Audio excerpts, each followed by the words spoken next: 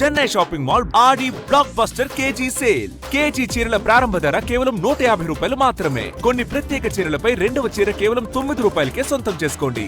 రాష్ట్రానికి సంబంధించిన అభివృద్ధి ప్రాజెక్టులు వాటి అనుమతులపై పార్లమెంటులో చర్చకు పట్టుబడతామని రాష్ట్ర ఎంపీలు స్పష్టం చేశారు.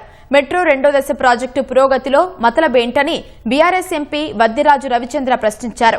మెట్రో రీజనల్ రింగ్ రోడ్డుకు కేంద్ర కేబినెట్ ఆమోదం తెలపాలని భువనగిరి ఎంపీ చామల కిరణ్ కుమార్ రెడ్డి డిమాండ్ చేశారు.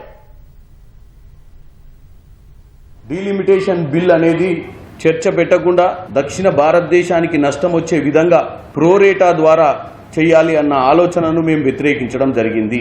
రీజనల్ రింగ్ రోడ్ సెషన్లోనే ఎప్పుడు కేబినెట్ మీటింగ్ ఉంటే అప్పుడు పెట్టి దాన్ని అప్రూవ్ చేసి టెండర్లకు పంపించాలని మా మొట్టమొదటి కోరిక తెలంగాణ పార్లమెంట్ సభ్యులందరిది.